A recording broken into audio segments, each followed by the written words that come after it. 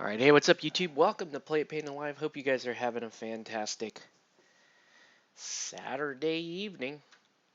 And here we go with another one of these. Let me go ahead and get my video titled and the comments and all that good stuff. So let's go ahead and do that. So, yeah. One day, this thing loads. Is it gonna load? Let's go painting GodTear. Morrigan. There we go. And should I change the thumbnail? I probably should. Let's change the thumbnail. Let's change the thumbnail while we're here. Do I have anything? I have a Dropbox. Cool. Let's open that. Oh, cool. But that's not what we need. Oh, cool. Bicycle 2. Cool. Let's use that. Let's use that as the. Oh, yeah. Yeah, let's use that. Okay. Let's just change that thumbnail while we're getting all this loaded up. And we'll check what our stream health looks like. Not very good. Looking pretty poor. But we will. Nah. Hey, what's up, Scott? Welcome to the feed. Okay. Uh-oh. Yeah, my little guy has been here, and he has, my little crazy little 3-year-old has been on my desk because all this stuff has been wrecked. This is bad. This is bad. All right. At least he didn't get at the sharp stuff. He didn't get at my hobby knife. That would have been scary. We don't want to do that. What's going on, dude? What are you painting tonight? I'll show you what I'm gonna paint, and we'll move on from there. Okay. Have you done a video that shows off my working area? I would not show it off in its current state because it is a wreck right now. I need to clean this entire room. This place looks like a bad episode of Hoarders right now. It looks terrible. And in fact, like, one thought I had tonight was maybe I don't do a stream. Maybe I just sit here and clean up this room. But it's too late at night to be moving stuff around and waking people up. So we're probably not gonna do this. So anyways, let's show you what we are planning to paint tonight. So we are painting Morrigan and her warband here. So I just barely started these the other night, and we're gonna do the color blocking on them. You can see Morrigan here is a little bit further along, but you can see the gist of it is, kind of this bone decay color, and it's going to fade off into a blue. Then the cloth elements will be like this purple pink color, and then you'll have steel armor. That's the idea there. All right, so you're painting some brewers. It's a fun team. Very, very fun team. Man, I have like 4 games. Yeah, I think it's 3 or 4 games in the can right now that I need to get edited and put up on the channel. That was the other thought. Maybe I do one of those tonight. And they're good.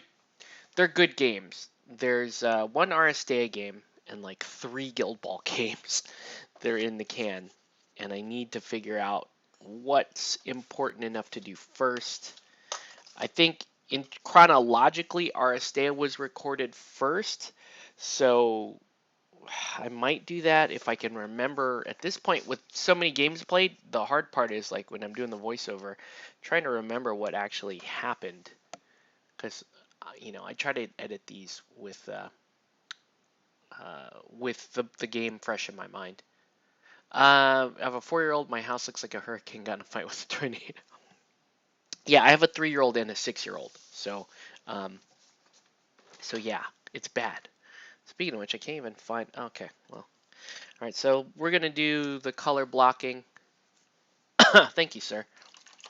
But yeah, that's the gist. This is gonna be, like I said, uh fairly basic color paint job on this warband, and we'll get the blocking done right now, and then it's basically just gonna be a bunch of highlighting and detail work. So, but yeah, so the cloth parts of these models are all gonna be this Volupus pink, and we'll highlight it up as necessary. Okay. But yeah, the gaming has been really good lately. I've been playing Soma uh, for the Alchemist. Oh boy, man. Oh boy is all I gotta say about Soma. I will. I do not feel. I do not feel that Soma is balanced. I'm just gonna tell you that right now. I do not feel that Soma is balanced. Soma seems way strong, just a little too strong. Maybe not so much Soma, but the fact that what Soma does, it looked like, at least from a design standpoint, was like that he would turn on OCAT and Mercury, right, and Kami. Problem is, he turns on VCAT too, and when you turn on VCAT, who's already one of the best one of the best beaters in the game, not just single target, but also, you know, good area damage and high burst with a very good threat range that is extended by Midas and extended even better with Soma. That's the problem. Soma isn't necessarily the problem. Soma with VCAT is the problem. So let's see, did you get some of that tournament on video last weekend? No, I didn't. And the reason why I didn't was I started off playing Ringer in that tournament, and then somebody showed up for a game demo, so I dropped myself out of that tournament to teach somebody else how to play the game. So I really didn't have the ability to do that, host the tournament, and run a demo at the same time. So unfortunately, I did not get um, uh, any video of that.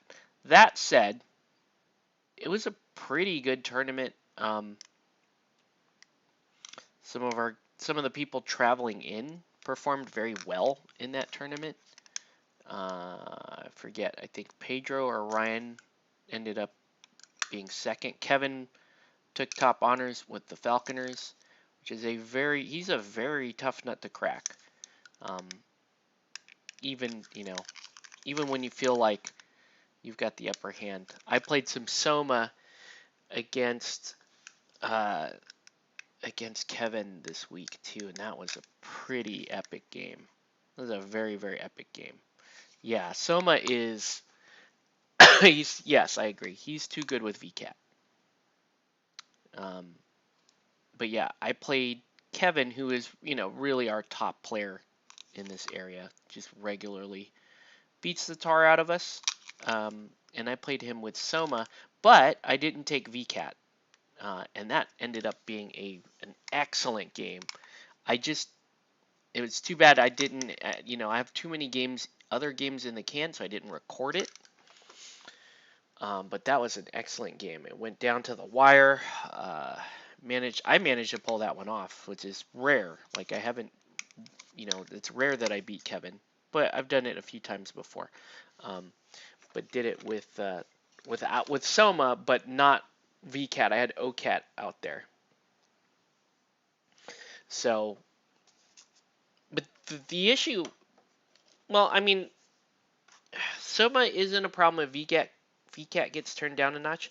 But you know what my issue is with Soma is that, and I'm not sure if this is a balance issue or if it's just the way it is, but Soma as a coach is better at breaking the standoff than Midas is. And then I just feel like overall Soma is objectively better than Midas, um, which breaks my heart to say because I love Midas, but I do feel like that. I feel like he's just better because you you have effectively Midas when except he's handing out um, he's handing out that gimme fuel buff to everybody. He's handing out the better than tooled up to one player, and then he's dodging your team 6 inches. So he's better at getting people involved than Midas is, and the Midas's scoring tech does not seem to be on par with what Soma gives the team. You could probably make the argument too that Soma is going to be better than Smoke too, because Soma does the takeout game um, better than Smoke does. And Soma, I feel, ends up being a little bit more momentum friendly than Smoke does. Let's see. Could go Marcus style. Yeah, I may do that because I have a game between Kevin and Aaron, which is an excellent game that I might just put up as is with no commentary or anything on it. I might do that.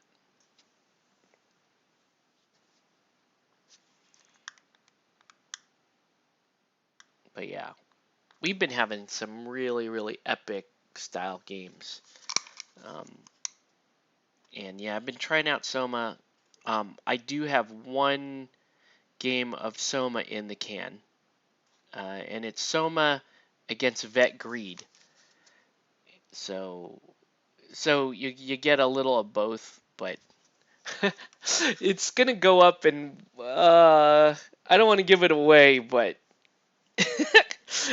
I'm really looking forward to seeing the comment section on that one. That's all I'm gonna say. All right, so getting this pink down.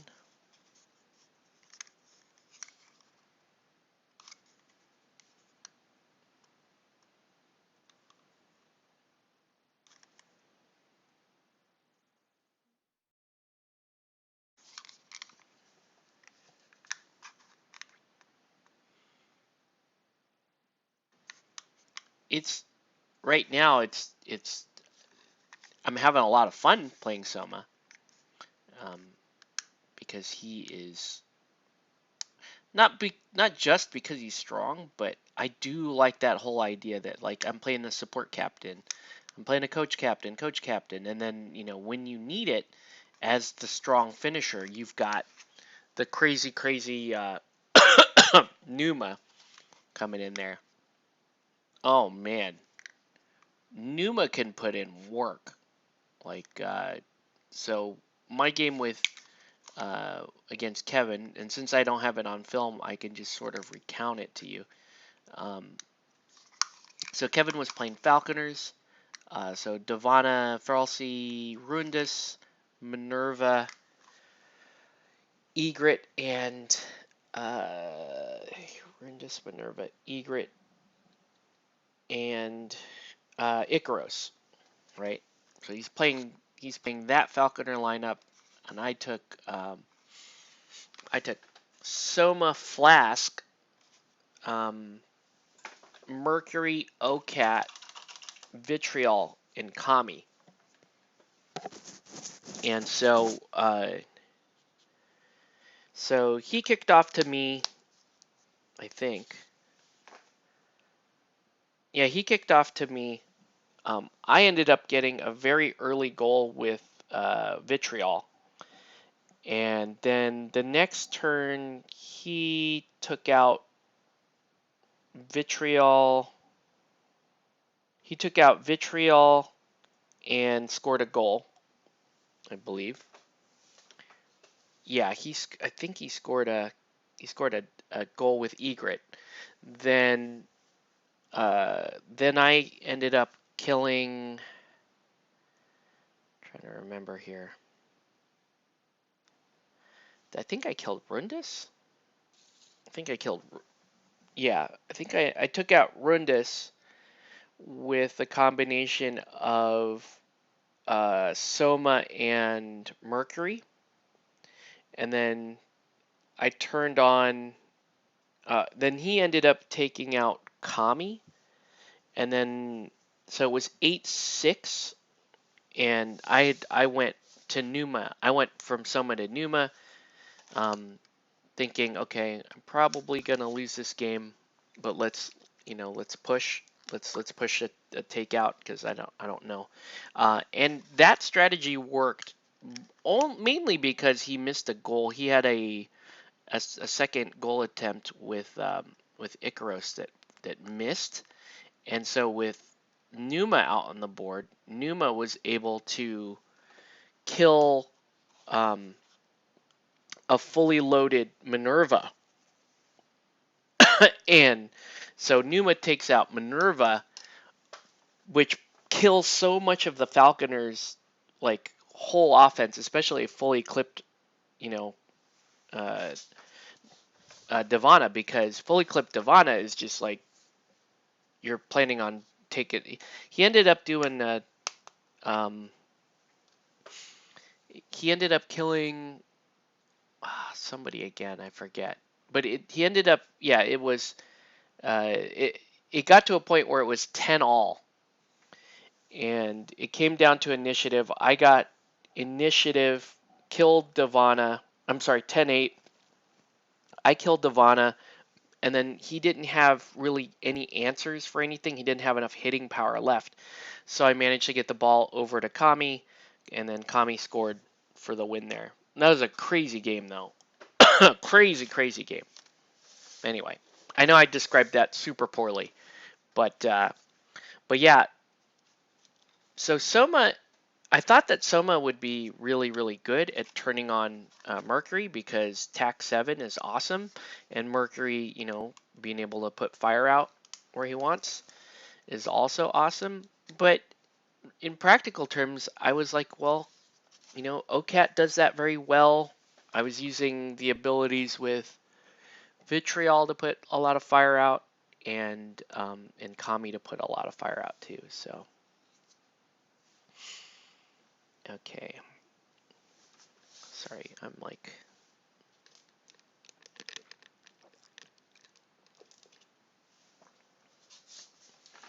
But yeah, that game, I wish I had that game on film. Like, that game was so good. We were playing at the shop, and a couple of other guys were watching. And they were like running to the bathroom to try to catch the rest of them. Like, I can't miss any activations. This is too tight. The game is too close. It was brilliant. It's a great game. But yeah. Soma is very fun. He's a very fun captain. He is probably going to see a little bit of a nerf. VCAT is definitely going to see a nerf, and they're going to make sure, they will make sure that Inferno ability absolutely does not work with VCAT. For sure they will do that. But we're not sure what else they do. They may turn down VCAT too much, which is what I'm concerned about. If they turn him down too much, then then he just becomes VCAT's a very difficult model to balance properly because it's like he's a liability, but he's supposed to be, very much the epitome of a glass cannon, and they can't, they they haven't. It doesn't seem like they've been able to get him to a spot that everybody is happy with. Like he's either too strong or he's way too weak. And right now he's way too strong with Soma. Maybe they just come up with a fluff um, reason that you can't have both of them together, right? Maybe maybe it's called toxic mixture or something like that, and this if Soma is your captain, then you may not include this model on your team or something because Soma apparently perfected the serum that Catalyst was trying to develop, and maybe um, maybe you're just not allowed to have both because Catalyst explodes or something when he tries to drink the Soma juice. Maybe.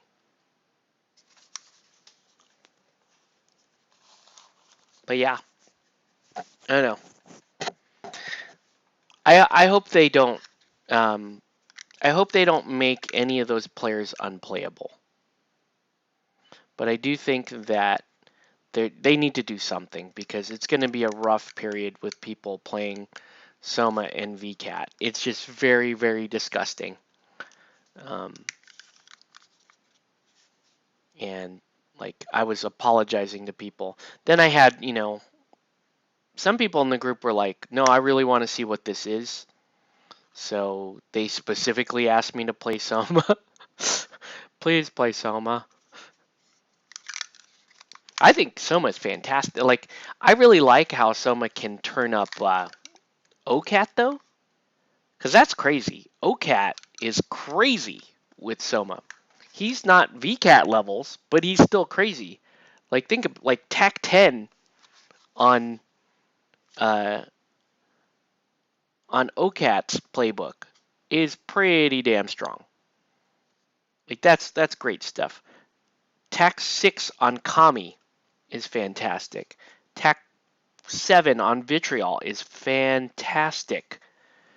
Um, people will miss Vitriol going, gaining the Inferno ability and not realizing, hey, she's a 3 at the top of her playbook. Like she's no joke. No, it's not momentous, but if you understand that you have a TAC 7 model 2-inch reach push dodge on 2 with a 3 on the top of her playbook, that's really a 4. That's significant on a striker. Um, so like don't count out just because it's like, oh yeah, really where it's at is all about VCAT and Soma. Don't count out those other models, man. Kami's doing 2 damage on every playbook result, 2 condition damage on every playbook result, and at TAC 6, that's at TAC 6 with anatomical on a 4 playbook. That's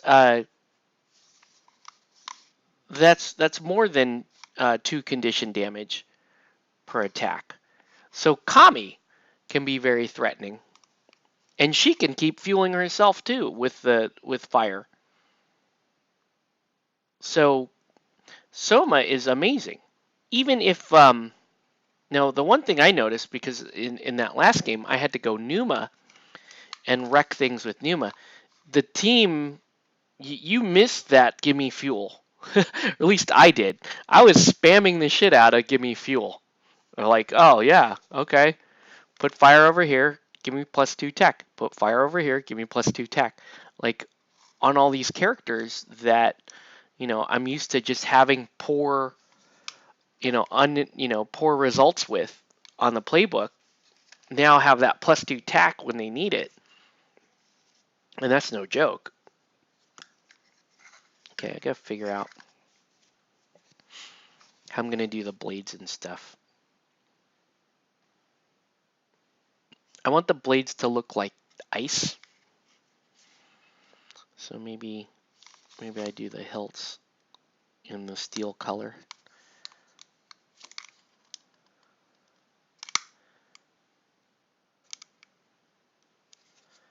Yeah, I do the hilts like that in the steel color.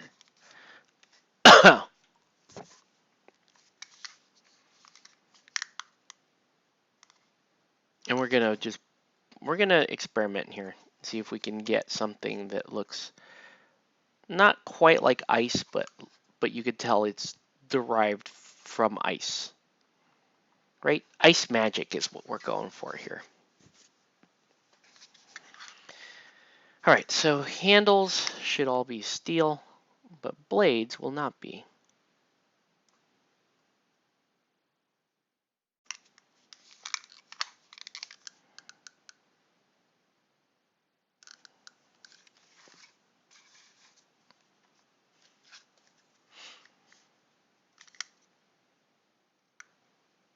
I'm gonna have to hit the steel with armor wash as well. So we'll work on that too. But I specifically want blades to not be made out of steel. All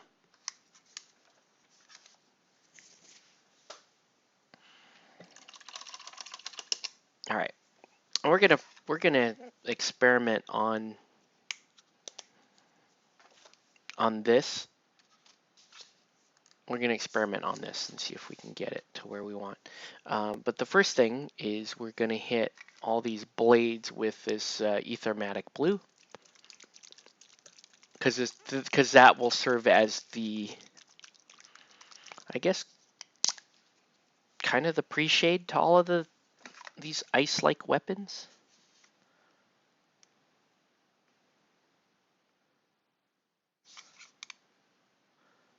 So I'm going to blend a couple of these colors together with the ethermatic blue and really kind of go for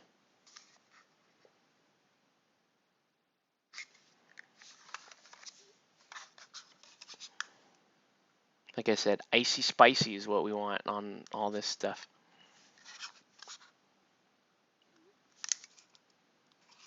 Spicy the icy. So we get these. I'm also almost using this ethermatic blue more like a tone to tell me, okay, because right now they look like, they look like Space Marine power weapons, but I want them to look colder. So we'll get to that.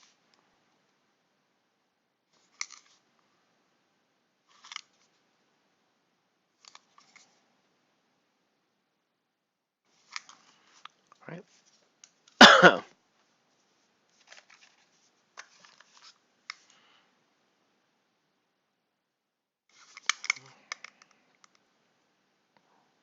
I need to do Morrigan staff there.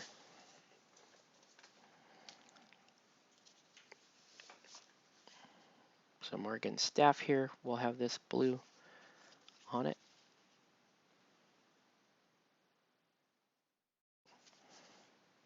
And then this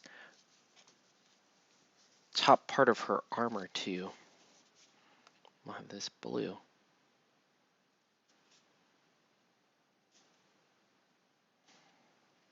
But we're gonna work this into a tone.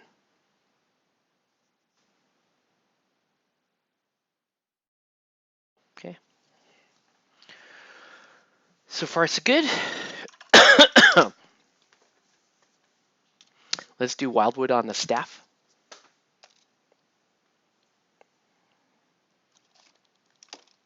If I can find it.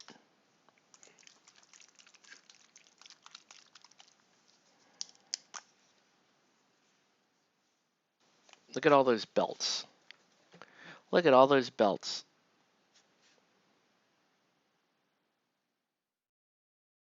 I'm going to do those belts in Wildwood as well. Because everybody knows Steamforged Games, the secretly most powerful faction in Steamforged Games is the Belt Makers Guild. They had rules for Belt Makers Guild in Guild Ball. They would be the most OP guild.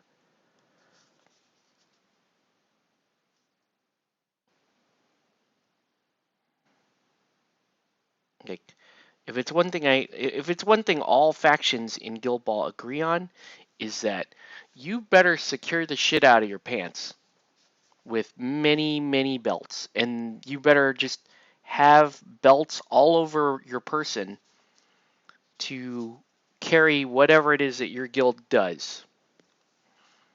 Like, you just kind of need that, all of that in and around your body at all times.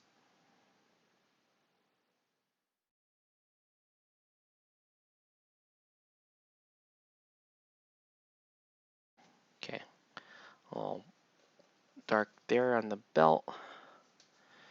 This is cool. I don't even know what that is. All right.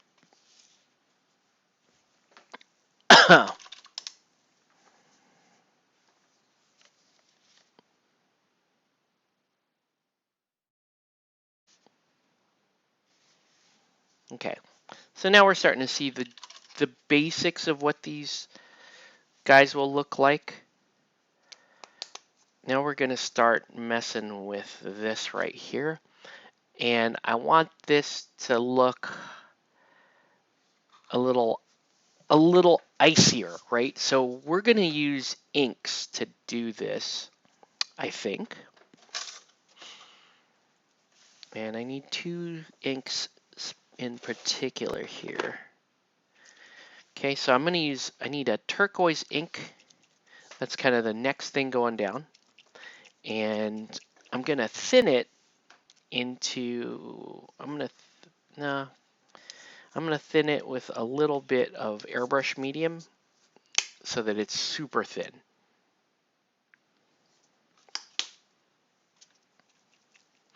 And we're just going to kind of use this as a blend, as a way to kind of blend down that ethermatic blue.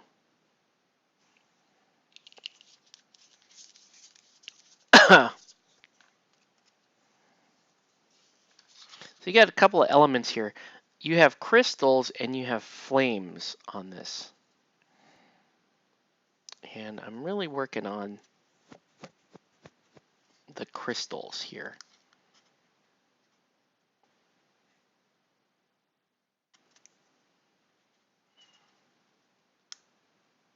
So this turquoise ink will help define these crystals a little bit more.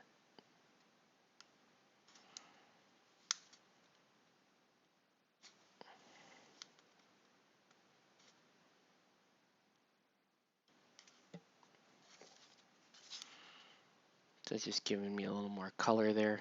I actually need a little skeleton horde there on that. I didn't realize there was another skull there. But let's go ahead and take care of that too. Looks like there's even a hand coming up there. And you can see that skull there. Right. Let's do the skeleton horde here before we forget.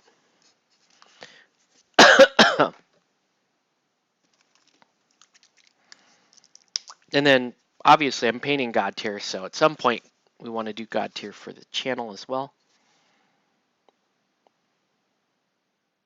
So stay tuned for that, because we are looking to do some GodTear. We're also locally going to be doing a GodTear launch event. So that'll be good as well. All right. I wanted a little more green in this turquoise. I'm a little disappointed. I thought we'd get a little more green there. That's okay. So now we want blue, but I'm going to do blue ink. and we're gonna do this pretty dark and let it, I'm gonna let it kind of wet mix with this turquoise ink here, right? This is almost like oil painting now, right? This is some Bob Ross stuff going on here, who I've been watching a ton of lately. I've been on a Bob Ross binge.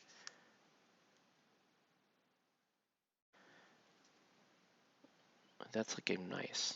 It looks like it's blending really well.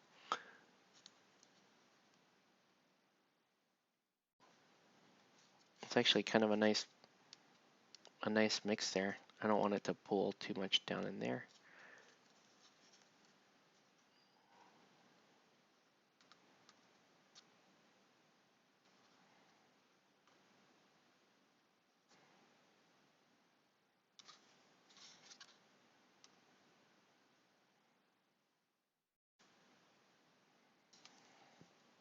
It's a good little,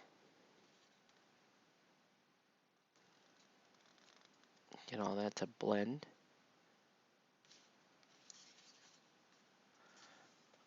There you go. Maybe a little too subtle. No, it's okay.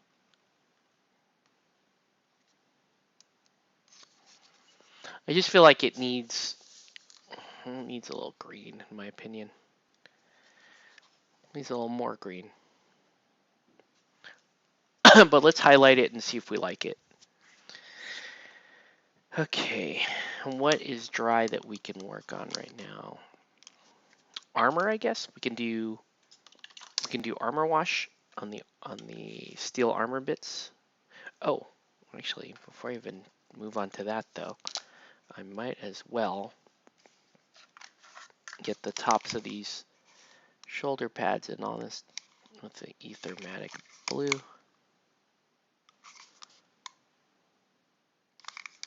Do like that.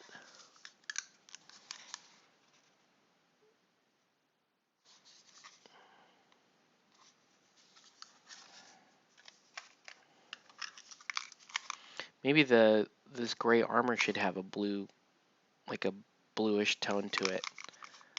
I can do that by mixing some airbrush thinner in with this blue ink, and it turns it, like I said, more into a liner. Probably look kind of cool.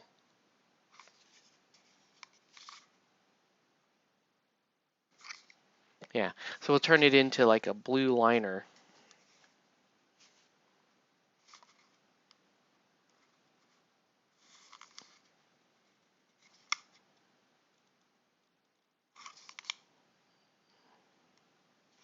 Kind of like just making up these schemes as I go.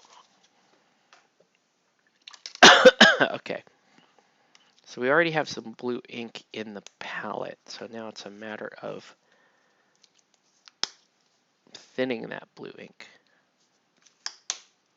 and letting it kind of color or tone the miniature, right? So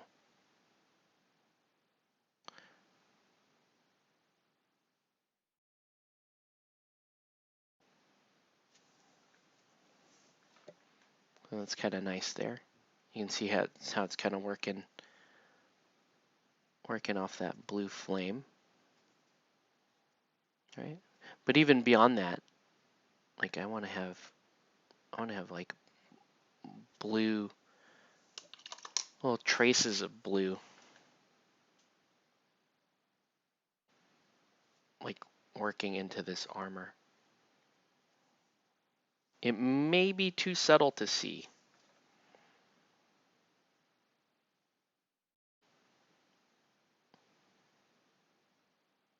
Maybe too subtle to see. But I like it. It's just giving me another layer of cold there.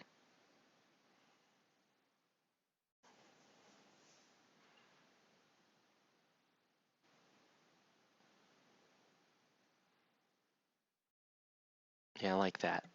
So you got a little bit of blue there. So instead of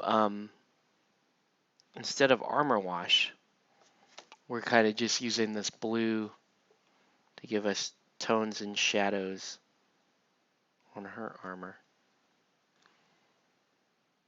It's a weird little spot right there. I don't even know. Looks like paint. Looks like something is repelling right there. I like this because it's letting me blend basically all that, the ethermatic blue, in with the gray. And as long as I don't overdo it, see, you're like right there, this is too much, so I just drag that with the damp brush, just drag it down the rest of the model this way, right? And it's just reinforcing how like cold this model is supposed to look. Right, so it gives the steel a bluish hue.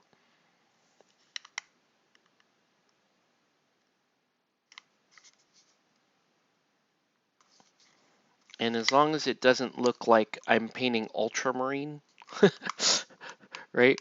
I don't want this to look like space marine armor. Then it's working the way I want it to work.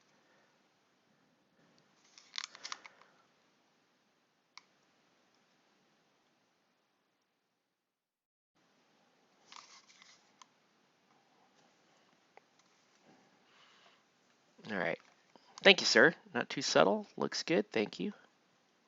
We'll keep working on it. And then this should look this will look better once we start highlighting it. So right now we're just dropping in all the tones and shadows. Then we'll go in and highlight it. Man. So with all this going on with Guild Ball and Soma specifically, man, I'll tell you right now, I am going to be selling my engineers. Not because I don't like engineers, but I can't really concentrate on them. And frankly, I want to buy the resin Engies and repaint an Engies team in a new color scheme that I would go for, as opposed to the standard one. So I just have to make sure Nomad is still available online before I do that. Because you gotta have Nomad because he's freaking awesome. But as a team, Engies are great. They're just not. They don't do it for me the way Alchemist did. They don't have the weird. Everything Engies has right now seems to be very useful, very practical, very good. And I like the whole Alchemist playstyle of I'm just going to keep putting conditions down and spending them or not spending them. I love the intricacy of their interactions with conditions. It's far more interesting, although, you know, I recognize that engineers are a very, very strong, deep team right now.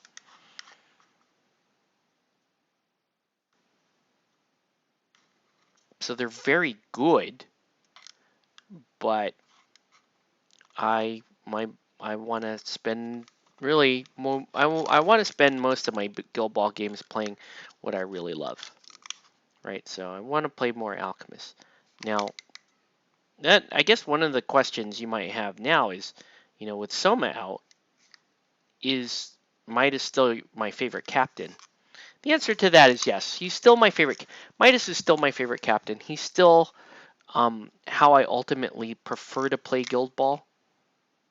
You know, that up-tempo scoring style. I like high momentum. I like lots of movement interaction. I like the ability to play a solid 2-2 game. So, you know, that's why Fish isn't really on the table for me. But yeah, they still fit all of that stuff. It'll be kind of cool to have, Midas all to myself again, because everybody's going to move over to Soma. So that's cool. So I can go back to being the Midas guy when everybody was playing Midas for a while. I'm sure there's still going to be some people clinging though that want a snowflake like me. But frankly, I just like playing that playstyle. That's just what I want to do when I'm playing Guild Ball. Oh man, that's pretty cool. These are looking pretty cool. So that blue really kind of taken off here. And see, that's like way too much blue, so I'm just gonna keep moving it around. It's gonna tone the armor, specifically the shadows in the armor. And then it's not gonna, but I don't want people to think that this is blue metallic armor. More that it's so cold, it's so infused with evil cold energy that it has a bluish tinge to it. That's all I'm trying to do. The other thing that this ink is doing really nicely, in my opinion, is it's really pushing a non-metallic look here.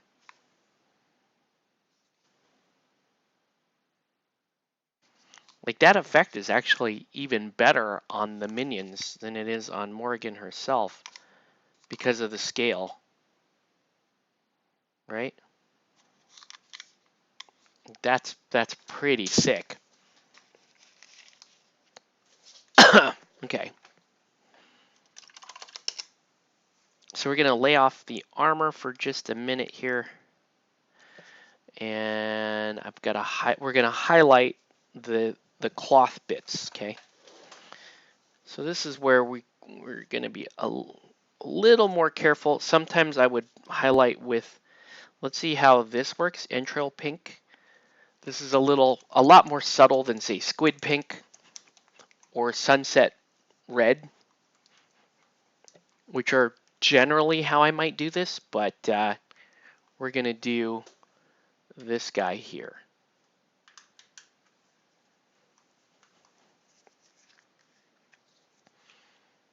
And then we're gonna go back and highlight all that armor, all the crystal, all that stuff.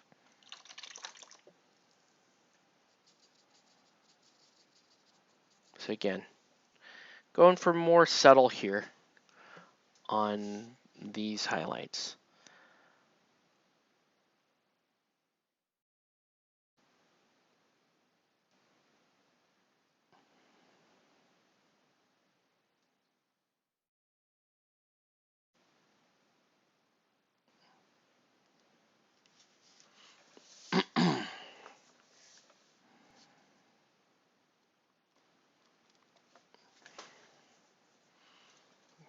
That may be even this pink may be too intense.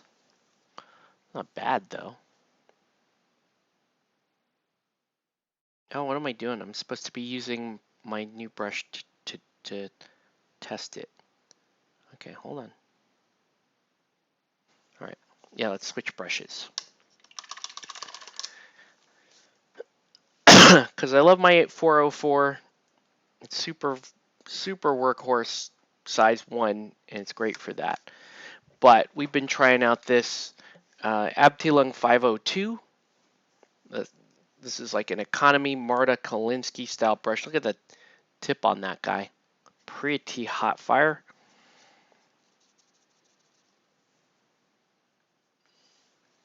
So these became available at my LGS, and so I said, okay, I'll give them a shot.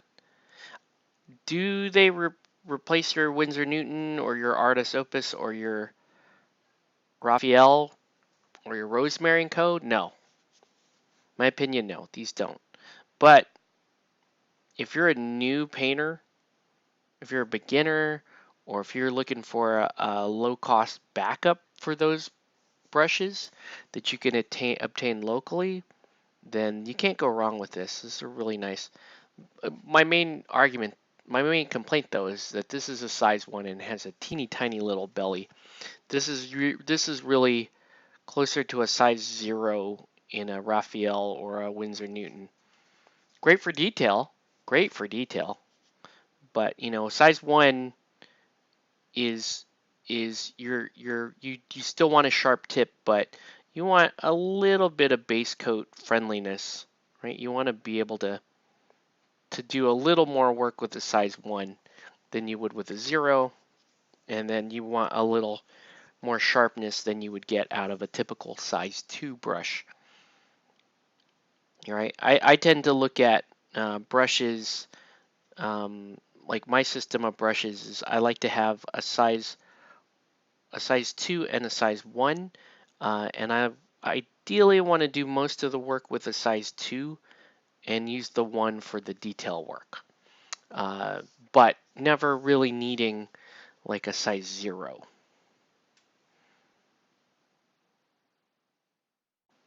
Right, because even a 1 should net you a fair bit of activity. And this guy's just a little bit, the belly is just a little bit smaller than I like a size 1 to be.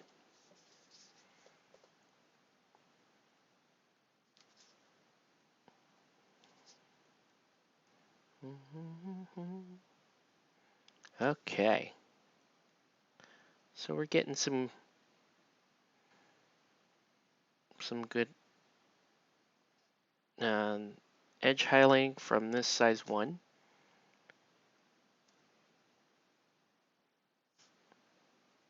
It's actually working quite nice. See how it's fraying though? This is kind of a brand new brush. That's where you're losing out to your Winsor Newtons and those brushes, because they're not going to do that.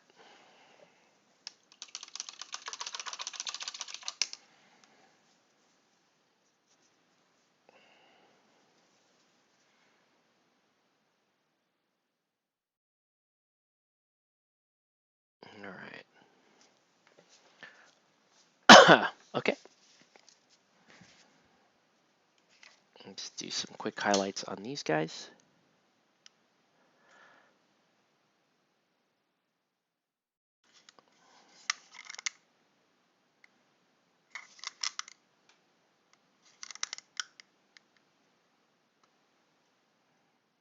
I forgot, I still have to paint her tentacles in at the bottom. I don't think there's much to do there. We're just gonna kind of continue on with that bluish the bluish light blue.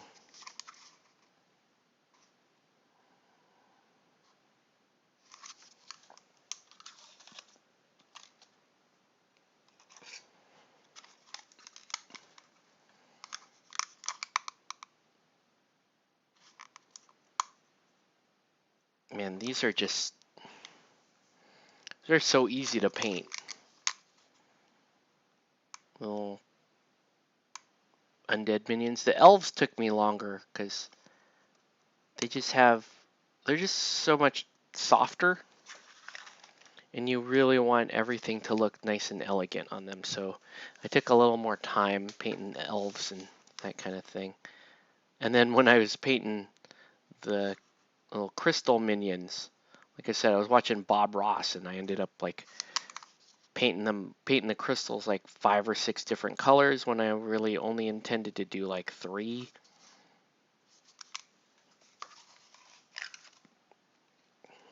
Look at this guy's got leg warmers. He's the most fabulous. This guy is by far the most fabulous of the Death Knights, I guess these are.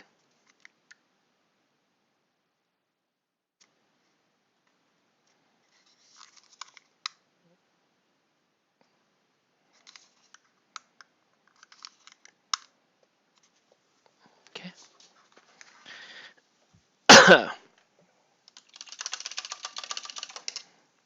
fact, and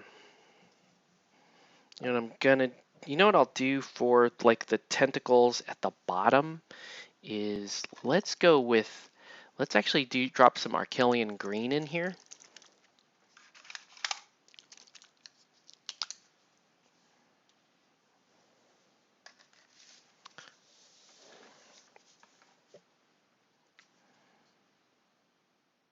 Oh, that's nice.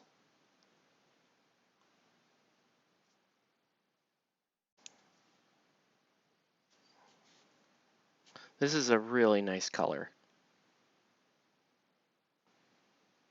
You can see how well it's kind of pairing up with her other colors.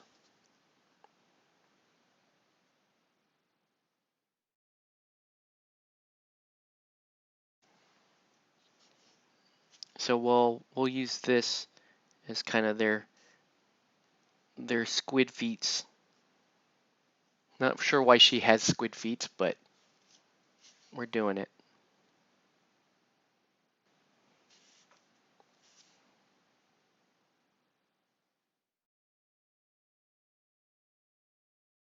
Yeah, this is just, it's kind of an odd choice, but okay, squid feet, sure.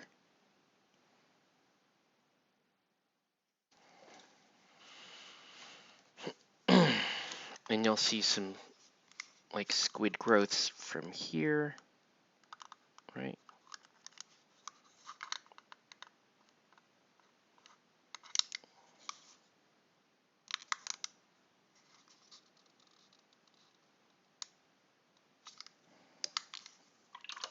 All right.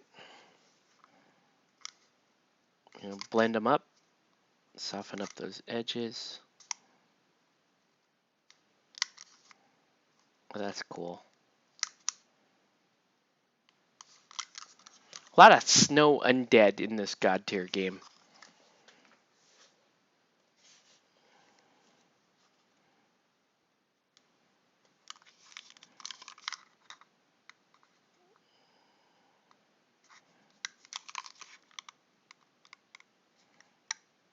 Like right beneath the leg warmers. It's like squiddy.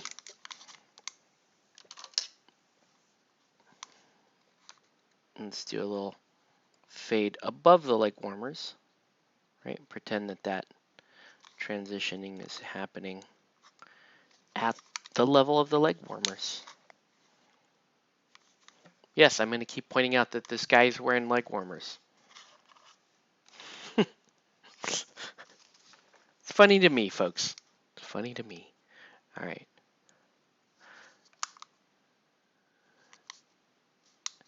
Man, I will tell you, I got some shit this past week.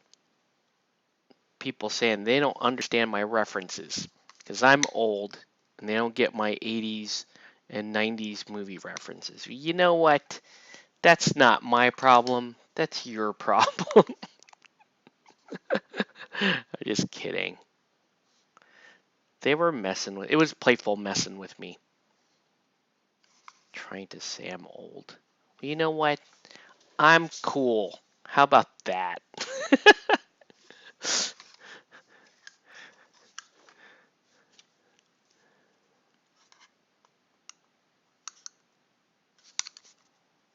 I don't know if that's good or bad, honestly, that I seem a lot younger than I am to people in social situations. In professional situations, it's not nearly as apparent. But in social situations, I tend to be like almost like a, like a Peter Pan type, where I'm just like, I'm not going to grow up. I'm still playing video games and miniature games and painting and doing all this stuff, you know. And and I see guys, my wife and I, we're no spring chickens. We aren't. But we see people that are like 10 years younger than us, sometimes more than 10 years younger than us. And they just look like old. They look like they're 10, 15 years older than we are. And they're like, how does that what is going on? And I think part of it, at least, is because we're still we're still young at heart, right? We still like to play. We still like to engage in, younger people technically activities. And I don't know what that means, but um, aging has been pretty good to both of us, my wife especially. I have some of that Asian don't raisin uh, advantage going for me, but my wife is white. She should be.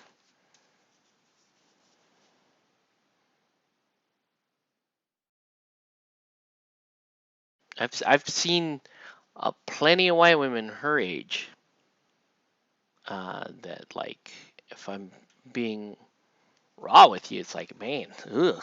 I'm supposed to be. I see the women. I'm like, I'm supposed to be with a woman that looks that like that, with that much age. Nah. Anyway, we're just doing the damn thing here. Okay, get a little sip of water. Let these dry for a second.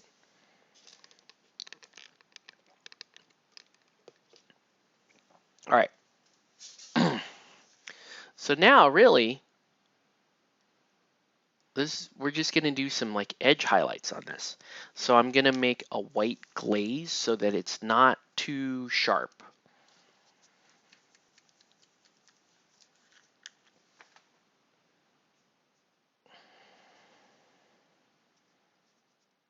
Right? So this will go down looking sharp, and then because it's a glaze, it'll soften up a bit. These edges will soften. Let's find my glaze medium. I'm low on white. I'm gonna have to remind myself to buy white tomorrow. Somebody remind me to buy white tomorrow when I'm at the hobby store. Please. All right.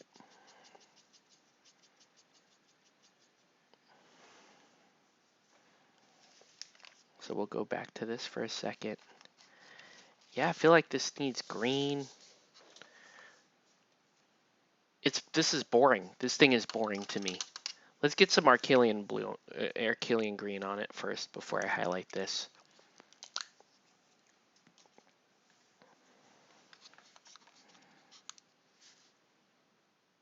Like, it's great that we have this blue on there, but let's go deeper. Let's Arcalian green on this bad boy.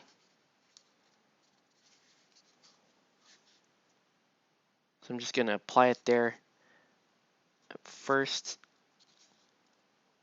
without worrying too much about blending it, and then I'll come back and blend it. Okay. You can see it's already adding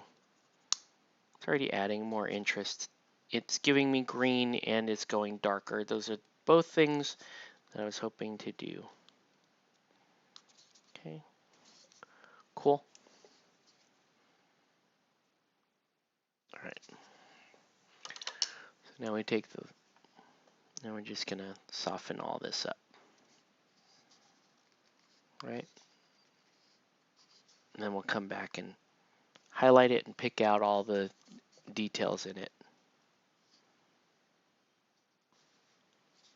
There we go. Okay. So that's where that's going to be. Oh, shoot.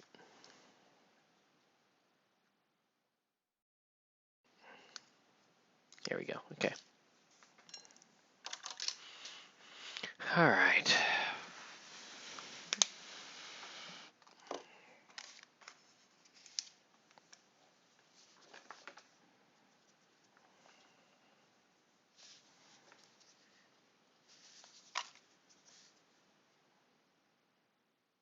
So I really want white towards the center of the flame here. Right?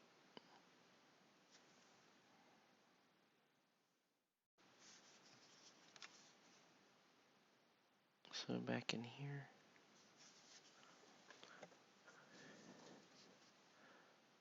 And here. we go. Okay. And then this isn't the correct way to do the flames, but it looks better in my opinion. It looks more cartoony. So I'm gonna draw these up to a white on the edges here. Even though that doesn't make sense. Like these sort of blue flames should be blue on the top instead of on the edge. So I fully recognize that, but this looks better to me with the way I'm going to edge highlight the rest of the model. Right? Because I'm going to very softly pick out edges here.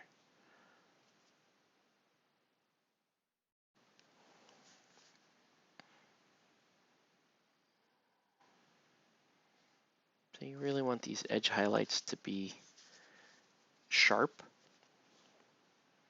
So you want to use the edge of your brush. I was telling somebody, oh shoot, messed up. I was telling somebody this week because she was asking me like, how do you do your edge highlights? They're so sharp. And I said, rule one, don't use the point of your brush, use the side of your brush, use the flat edge of your brush, and just pick off. Just allow it to catch the corners of the edges that you're trying to get. Right? And you don't need to get the whole edge. You're just trying to get enough of it to convince the viewer that there is light bouncing off there. That's all you're trying to do.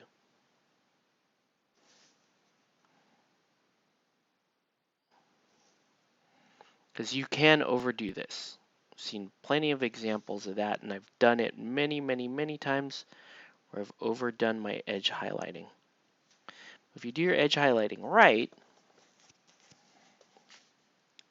then it looks really great. Especially on armor. Armor you really want to have good edge highlighting for. Because armor's always really intricate.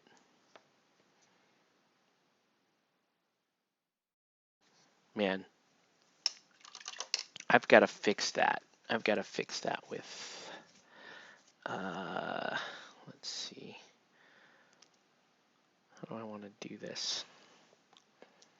I think what I want to do is I'm going to get a little gray on there and then go back with basilicanum gray and kind of fade it out. Right there. See that? That's a little bit of an eyesore. There, it looks dumb. So I'm going to fill that back in with this sort of gray. And then when that gray dries, I'll shade it back down with basilicanum gray. And no one will know. No one will know, except for you and me who watched this, that there was a big ol' ugly mistake right there.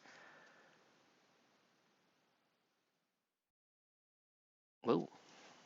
Speaking of which, I was just saying how you don't want to have your edge highlights too thick. And that one is definitely too thick. So luckily it's a glaze, so you can see how quickly you can fix it. And again, sharp. Hold on. Okay. Just getting some excess moisture off there. There you go. There. Much better.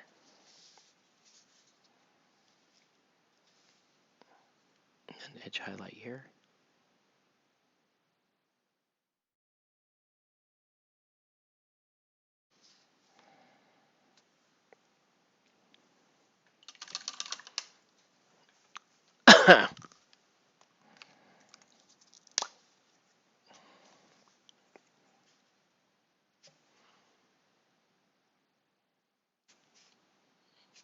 fade that down. Right, a little shadow in there.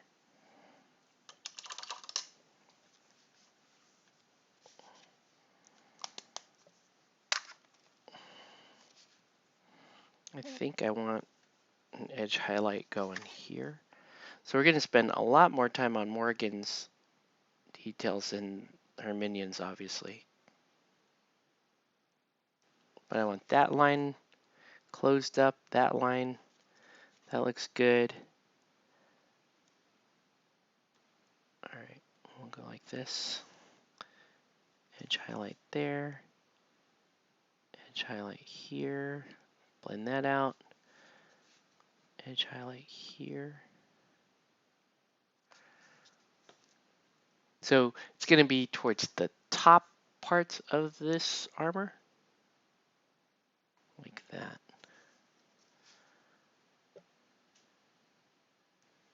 All right.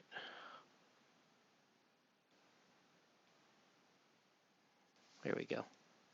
And then edge there. Just the tops of the belt buckles right there.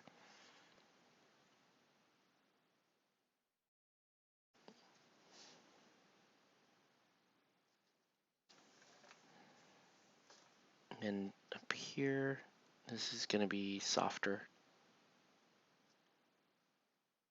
So there's a highlight there to denote that there's light coming off there, but it's going to be softer overall, right? Just barely working that there. So you know that there's a little bend in the hip plate there, but we're not screaming it out. There we go. I think that steel looks great. It's like blue and cold and dark, and that is what we are. That was the name of the game there. I don't even know what this is, but I'm going to highlight it because I don't know what that is. I have no idea what that is. It's just going to be there. Okay. And I don't think there's really anything else here to highlight. Whoa, overdid that. There we go. Yeah, I don't know that there's anything else here to do. Looks great. I guess I could pick a lighter pink and re-highlight the gown a little bit more. But I kind of don't want to do that because the armor, this whole center part is really where your eye should be.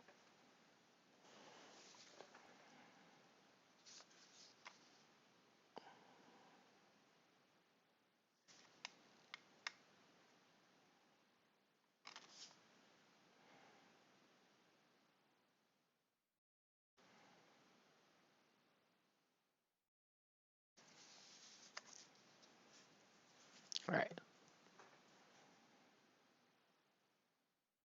So we're going to edge highlight the other side here. Same deal.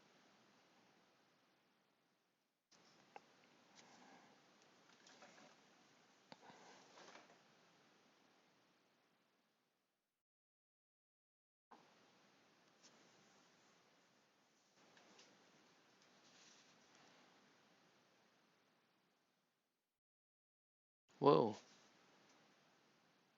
Might be going a little too fast with my highlights.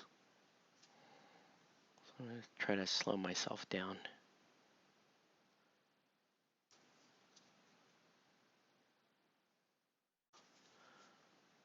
All right. This Abtilung is doing an admirable job keeping up with my demands for edges and sharp lines.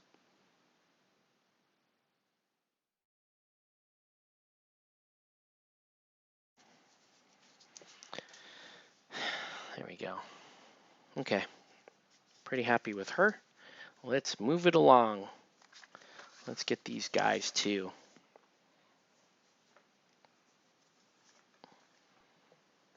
With any luck, maybe I can play some GodTear tomorrow.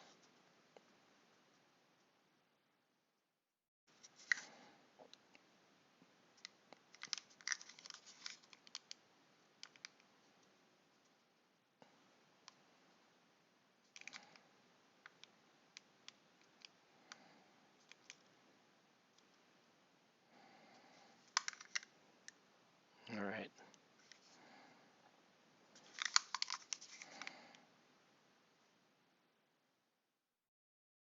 Oh wow, looks like two different weapons. This side did not blend as well as the other side did, that's for damn sure. I might have to spend a little time blending it so that it does. I think I can, I think there's a way I can do this. There's a way I can do this and kind of blend a white down, right? Just get it to look lighter on this side without wrecking it. There we go. There we go. That should actually dry pretty nice, like kind of like the other side there. All right. And these guys, you do the edge highlights on. Whoa, that's a big highlight there.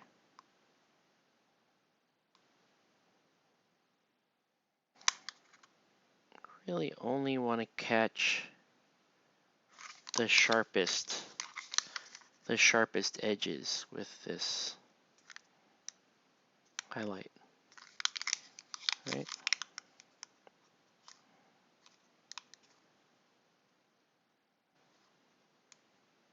See what this looks like is like he picked up a sword by the blade and then they crafted an ice blade out of the top of it.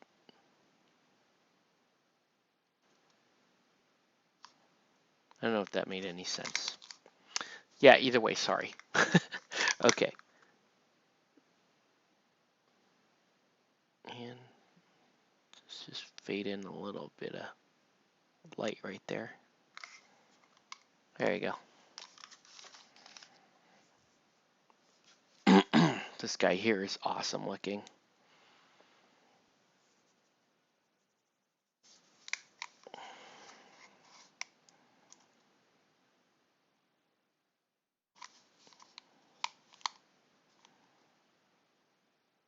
Okay. Let me get some of these edges here. It's just nice. It gives it, right? It's just giving you more interest in the model when you have these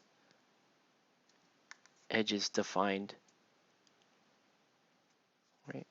You're wanting to see a little bit more of the model.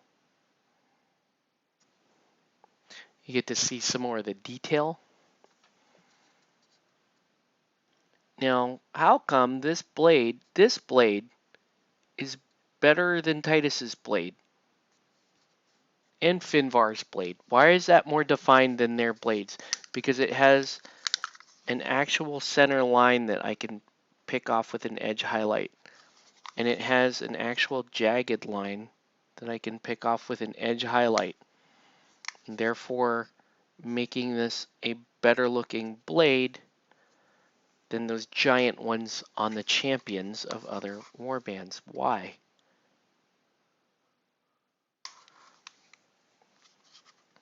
Right? See how easy that is? I can just pick that off. You can't do that with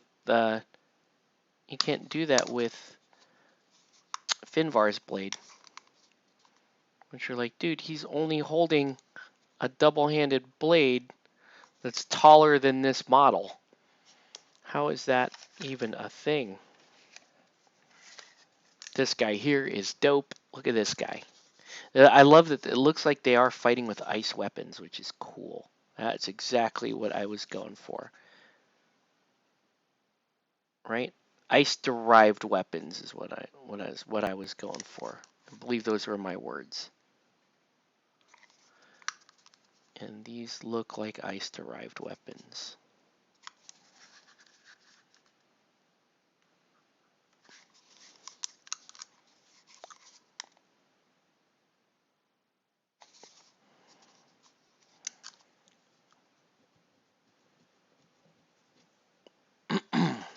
All right.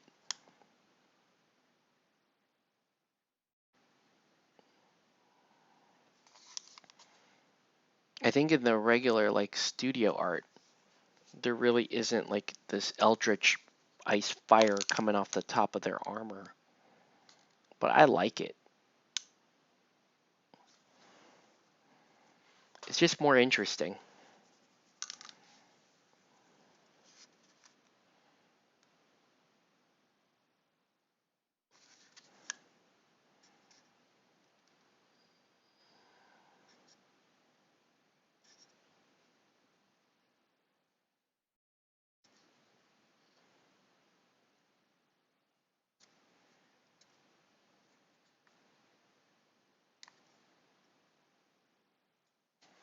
Okay.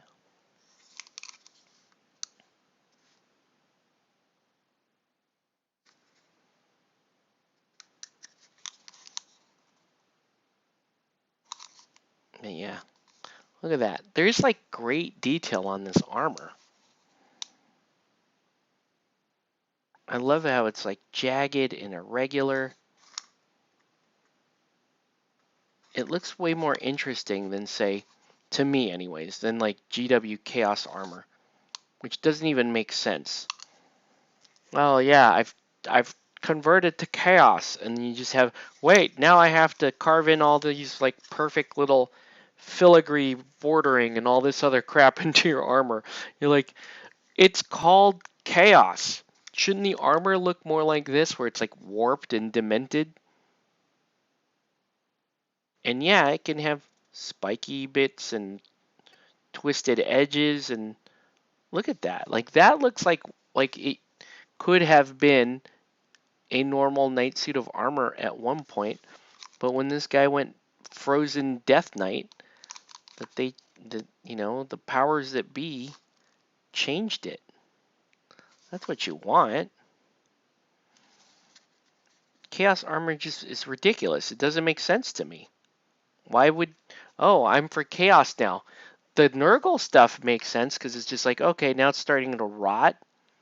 But then, you're adding all these like brass spikes, and look at the corn armor. That makes no sense at all.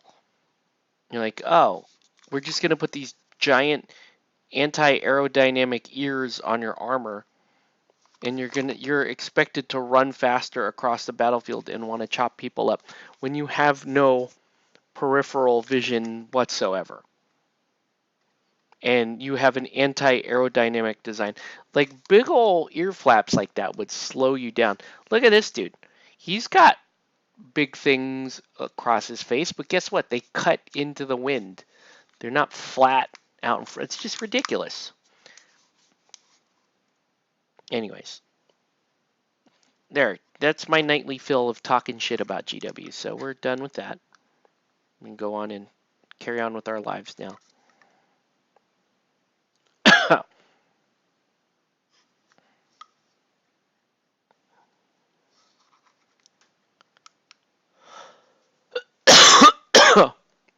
All right.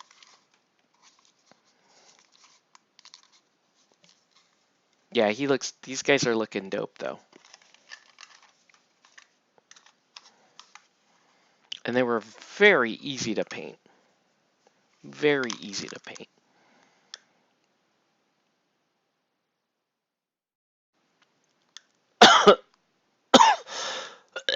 Sorry for all the coughing.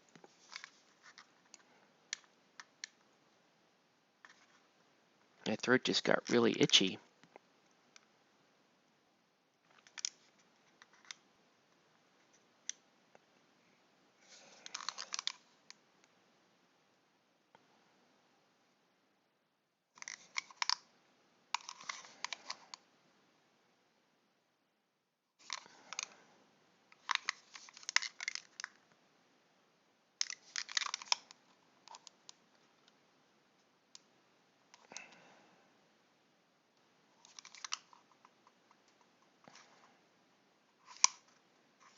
Okay. Whoa. Went overboard there with the highlight. A little overboard. It's okay. It's okay. Even then, because it's such an ice theme, it doesn't look totally wrecked or out of place.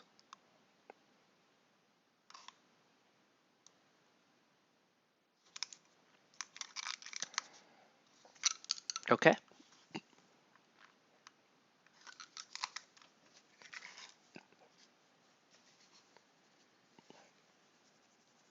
So now it's just an edge highlight on this.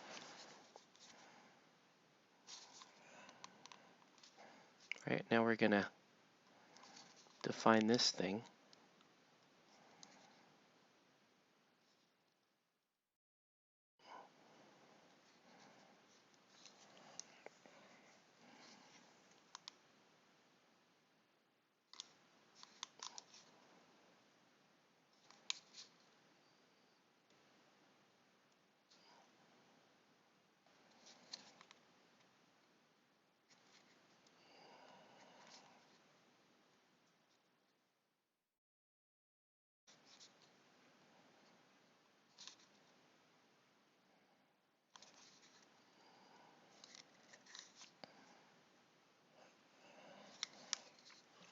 All right, now that's starting to look quite good, especially when I go through and base it.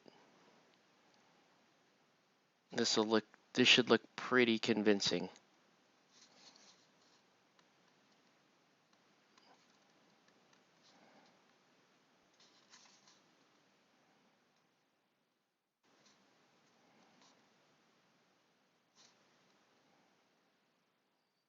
I'm gonna do a little more Arcelian green on the tentacles so that you can delineate. No, actually, no, it's fine. Looks pretty good actually. I don't think I need to overcomplicate this guy. Looks pretty good. There.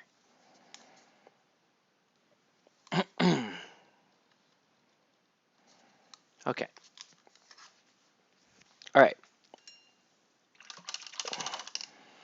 So now we're gonna do like muddy gray ground, gray and brown, and like a really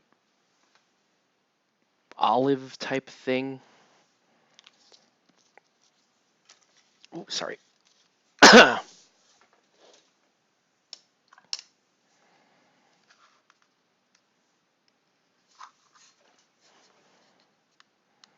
I'm just gonna fill this in for now, even though just because so much of that had fallen in there, so much of the blue had kind of run off the base. We're gonna put that down. It's more of a safety net, so it doesn't look like I didn't paint it. Right? If I end up missing spots, it'll have this brown. But ultimately, there's not going to be much of this brown showing. And you'll see that on this. So there's not going to be much brown once all is said and done here.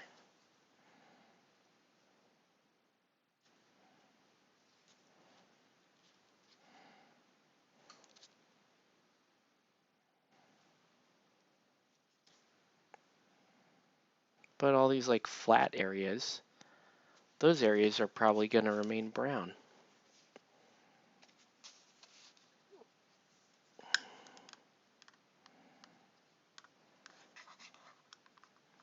Mostly want the low areas brown. Low areas are flat areas, like areas that you may have missed with pumice. Go ahead and make those brown.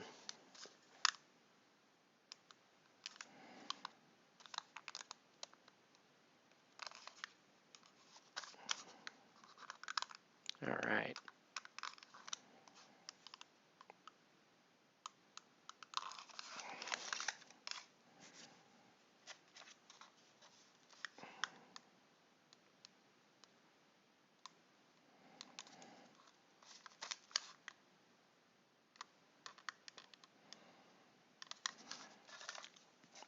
Okay. Still rocking this brown.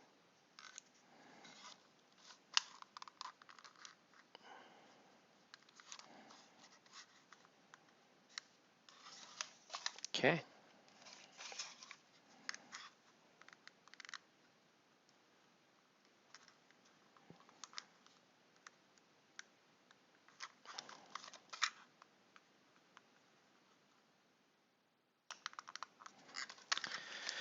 Okay.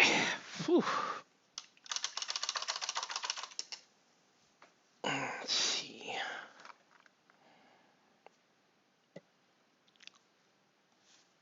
Let's do. So I need like a lighter gray or olive. More, no, like an olive green actually. That's what I need.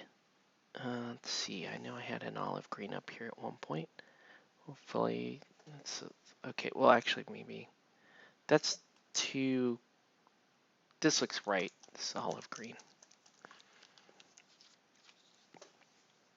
I'm just gonna do. Actually, I don't even want that. I think I want a darker gray, like a not basilicanum gray. I guess basilicanum gray would be kind of good. But before I do that,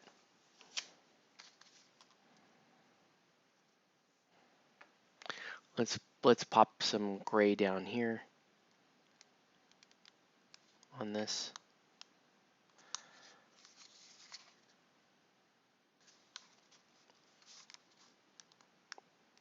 Kind of help that one along there. There. Okay. Yeah, basilicanum gray will actually be kind of nice because we'll shade everything on the bottom and then we can highlight it as we need.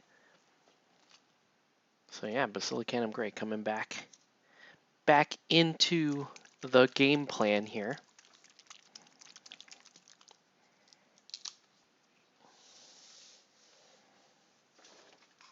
And then we'll highlight with a very, very light gray. But I'm gonna get the whole bottom area with basilicanum gray. Really kind of sell this idea of, wow, this stuff is not gonna be warm anytime soon.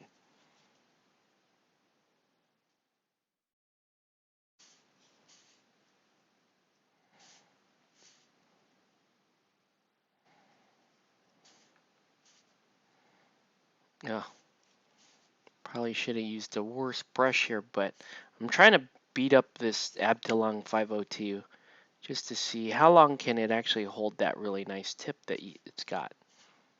So I wouldn't recommend doing this if you wanted to keep your Abdelong 502 nice and sharp, but I am testing the limits of this brush, folks, so.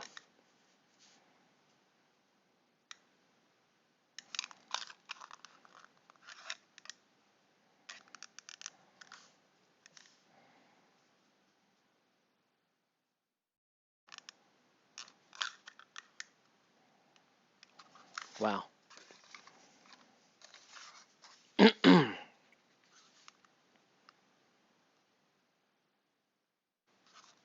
And then we're gonna let this dry and put some snow down.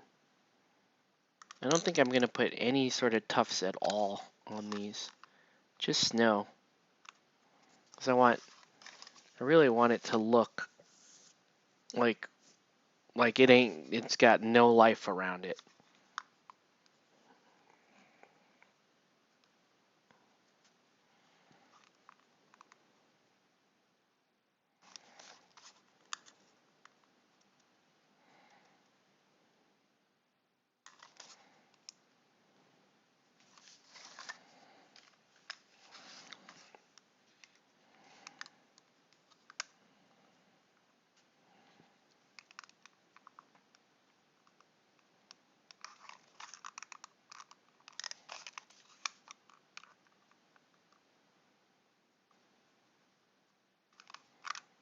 All right, let that dry. That dry. That's still drying. We'll get this one.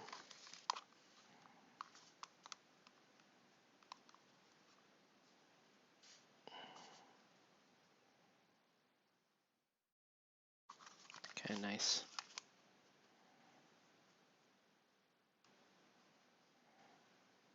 Okay, give these all a bit to dry.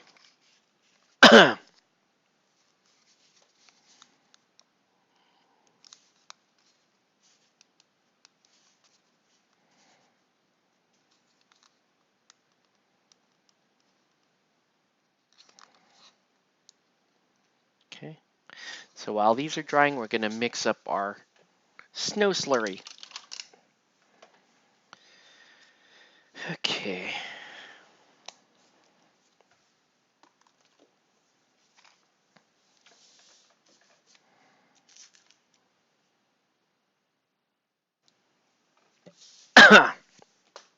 Once again, pretty easy models to paint.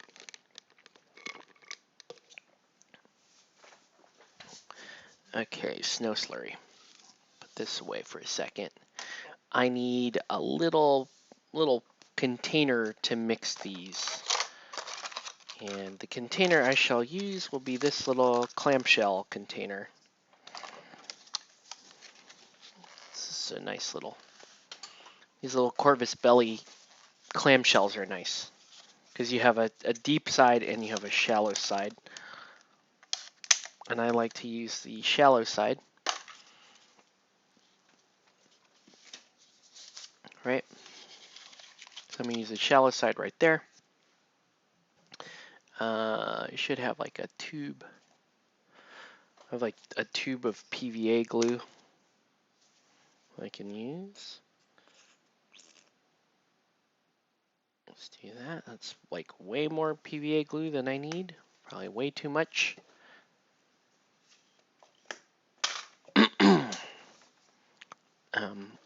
Add a little bit of water, not too much. Just a little bit of water to that.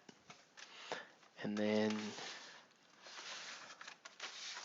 let's get our snow mix.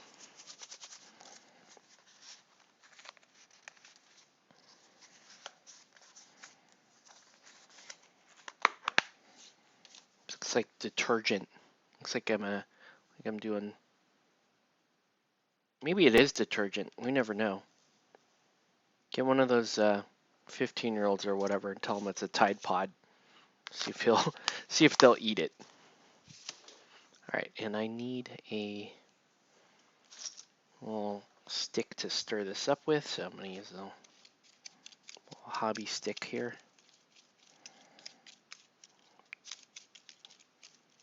And kind of make this into a nice little slurry. You can see when I stop stirring, it actually levels out like a paint, and that's not. So I want a little bit more snow. Here, I'm gonna mix it up a little bit more. Yeah, I think I need a little bit more snow in there, so it's like thicker.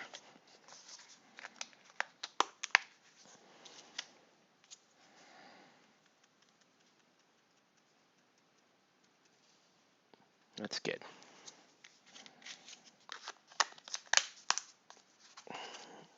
Hopefully that's enough.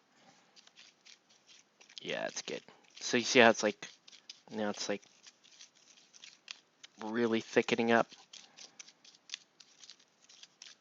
There you go. You can mix this to whatever kind of consistency you want. This is what I want. So it's gonna flow out okay, but I can apply it in thicker clumps and stuff and get some nice effects out of it. Okay. So I'm just gonna start putting this down. And I don't need to cover the whole base.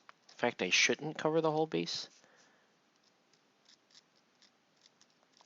But definitely want to give the impression that, hey, this is cold S we're dealing with here.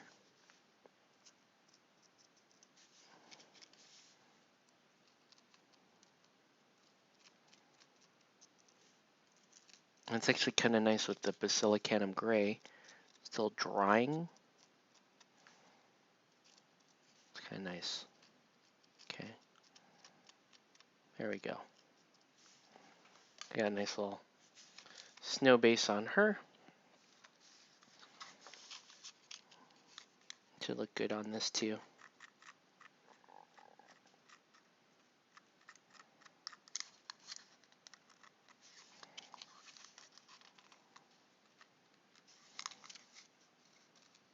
So I'm going to use this snow to kind of take care of some gaps, right? There we go.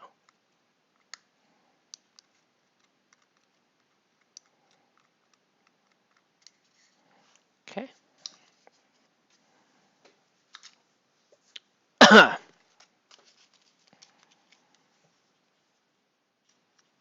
And then these guys obviously should have a fair bit of snow.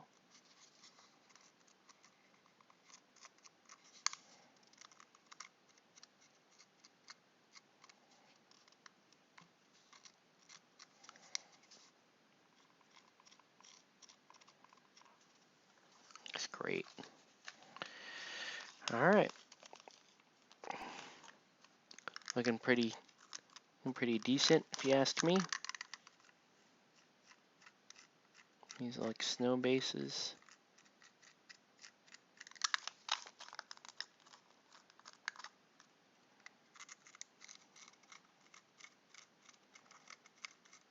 So make sure to push the snow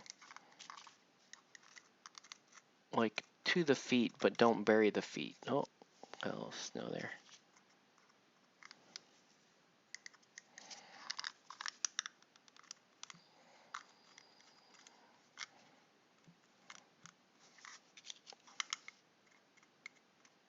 There you go. Cool.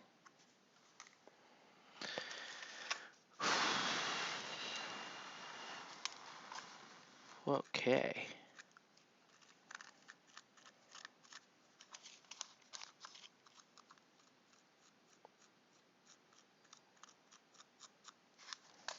There.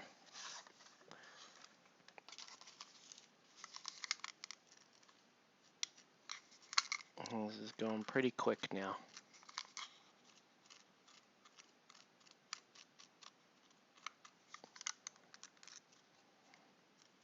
Okay. Oops. Whoa. Be careful where all this is going. Okay. Here's that. Last guy. And I'll grab a cruddy brush actually and paint the bases black. Since I want this all to be drying overnight, so I can hit it with sealer in the morning and then possibly see if anyone's down to get in a game with me tomorrow.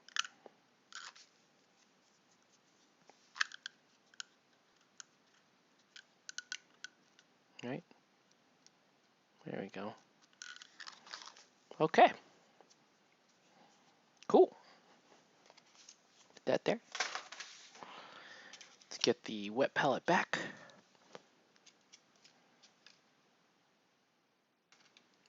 But not bad. Not bad for a night's work, right? We got Morrigan and crew done. I'm just gonna paint the black bases. The black edge on the base is really all I have to do.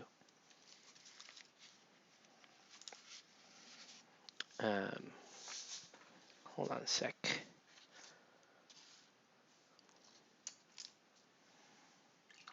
I'm not gonna use my Raphael to do this.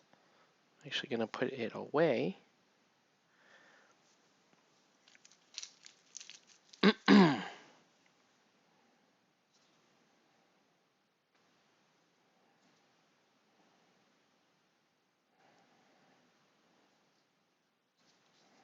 Oh man.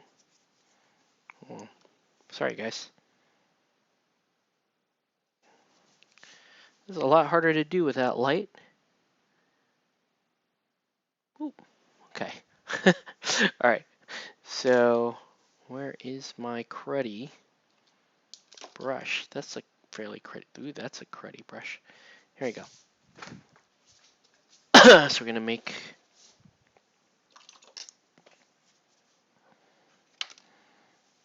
I'm gonna paint the edges black. This is by far the darkest warband I've painted for GodTear. Everything else I painted for GodTear has been very bright. I guess there's still, I mean, she's still kind of bright.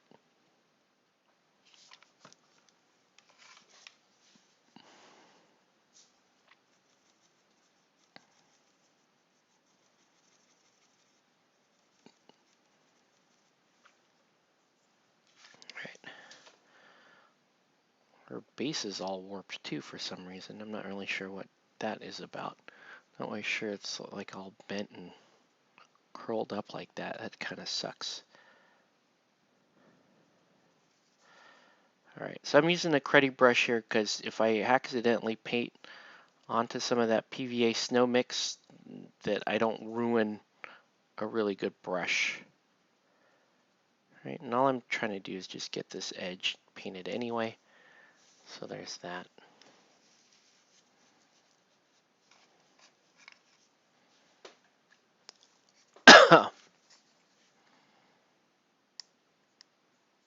I don't think I'm going to be playing this warband very often, but I needed it for the channel.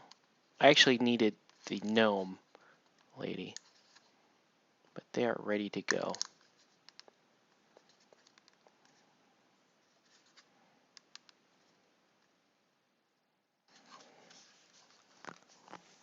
So there's the banner.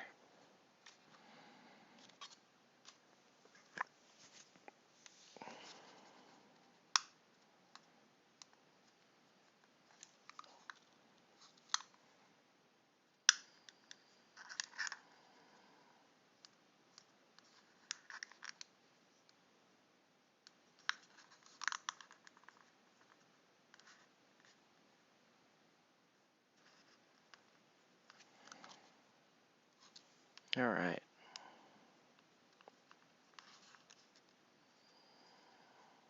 Tomorrow night, I'm going to be painting Soma from Guild Ball. Not sure if I'm going to stream.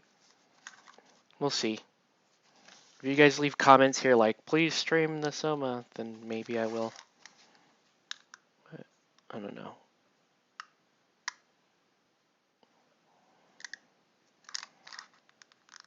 I may also have a Mythic Battles Pantheon commission coming in too, so I'll be sensitive to that as well.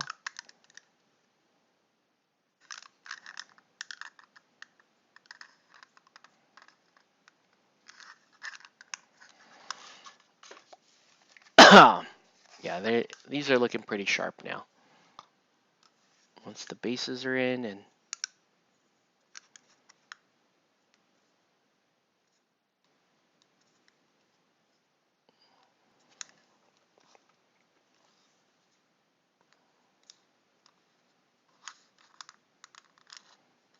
good old GodTear.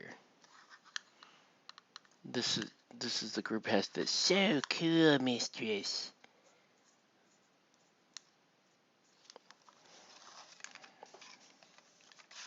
All right.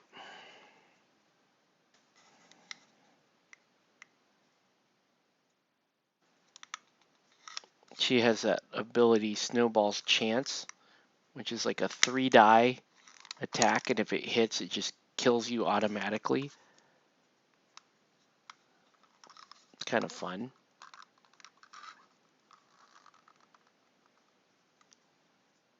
Definitely worth trying once or twice during the game, just to try to net you a big ol' score.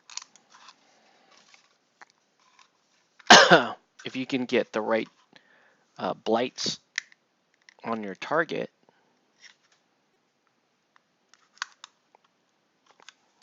right? Anything to lower agility so that you can just hit and kill them.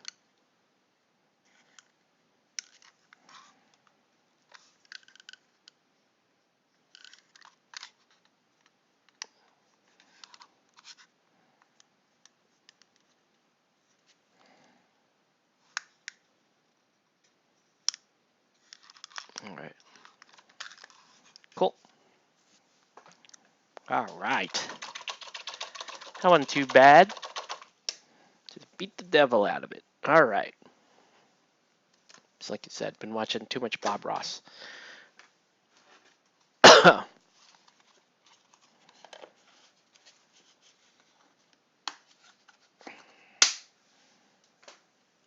right, let's have a look here before I sign off. Nice and quiet evening painting. But yeah, there's Morrigan. I'm not 100%.